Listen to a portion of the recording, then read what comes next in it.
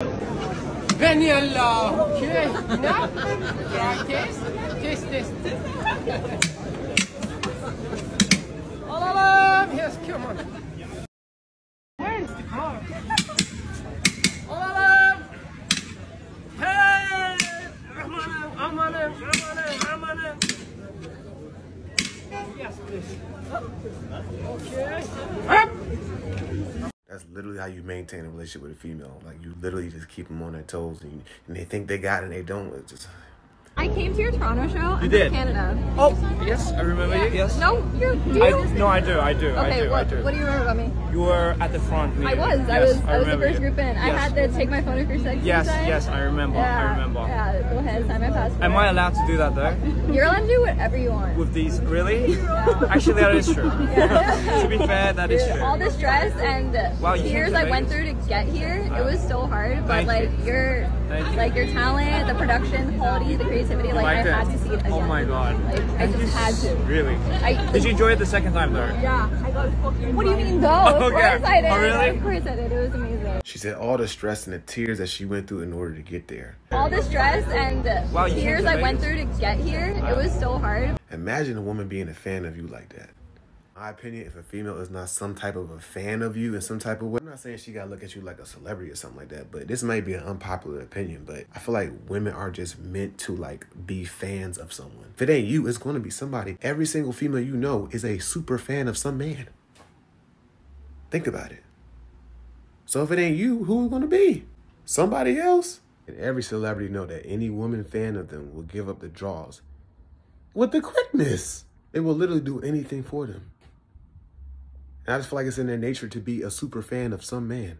Honestly, if I was a man, I would only date single mothers or people or mothers, period. Because I'm gonna stop you there. Let me Stop the cap. Let me explanation to that. I feel like motherhood changed me so much, and although I'm married, I'm not single. It's not because my mental isn't married. You know what I'm saying? My mental is my mental. So when I tell you, a lot of stuff about me changed. I value myself more. I value my time more. I don't really give my time and my energy to shit that don't matter, don't equate to nothing. So if I was a man, especially if I was a man that was older in age a little bit, like Pawpaw, I would literally be like, you know what? I want a single woman because a single mom, they know how to get it done. They really be like the grade A people for real. It'd be a single women, them not us, because I got. But you gotta be careful. But when I was devil's advocate with that. You cannot make this up, bro. Bro, you cannot make this up, bro. You cannot make this up. All right. How do I tell you? This for educational purposes, all right? So this couple got married in 1995, all right? I came across this joint on the TikTok, you know what I'm saying? It was a very interesting video. They're obviously celebrating their honeymoon, and it's going to show the progression over 27 years. Not chronologically. It's just going to jump to 27 years, y'all. All right? Now, I got to make this point. Look how he looks, all right? You know what I'm saying? Yeah, cool guy and everything like that, but I got to make a point.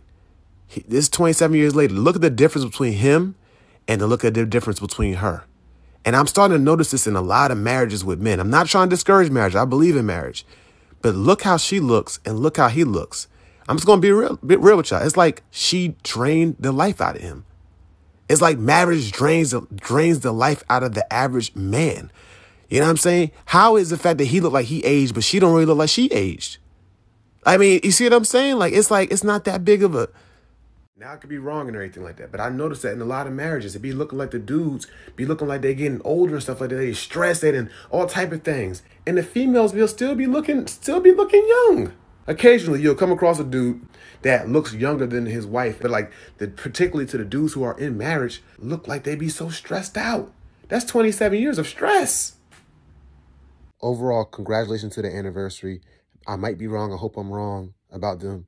But yeah, you know what I'm saying? I just want to clarify that. Why are there more single mothers nowadays? Back in 1960, single moms were less than 10%, but in 2011, women that are single has now reached a quarter of our population. What's interesting is the cause of single motherhood has changed a lot. Back in the 1960s, it was almost purely women who are single and has a child are divorced, separated, or widowed, but now, increasingly, almost more than 10% of women have never been married but become single mothers. This graph here shows the birth rates of non-marital kids. Blacks have the highest unwed children. After that is Native American, then Latino, other non-white, non-Latino whites, and then white people and Asian. So in 2010s, there are almost 80% of Black kids that are birthed to single mothers. Data is shown to be consistent all throughout. So here's a graph that shows children not living in a two-parent home by Black, Hispanic, and whites in the U.S. It's been plateauing for the past 2 decades at around 60% to 70% for Black kids, and for Hispanic kids around 40 to 30%, and for white kids it's around 10 to 20%. Since the 1960s, it has been looking pretty dire for families because two parents home are decreased by like 20%, while mother-only homes are increased by 10% or more. And there are kids with no parents that are also increasing in numbers as well. This graph is surprisingly similar to the graph I showed you before, and this shows the labor force by men and women.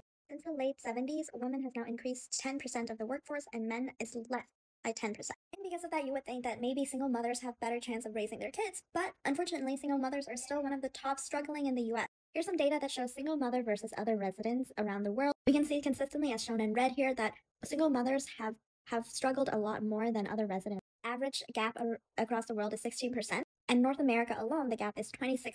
It is still very tough for women to afford food for the kids. And especially, we have seen in the past that women tend to choose less STEM-related careers. So even if they are making more of the workforce, they're not bringing in as much income as the men. I think this correlates or relates to feminism at all, is women working more and the dating market being more preferable for the chats, leaving a lot of single mothers behind to have to take care of their own children, and kids who grow up without mothers and dads in the same home are more likely to become criminal.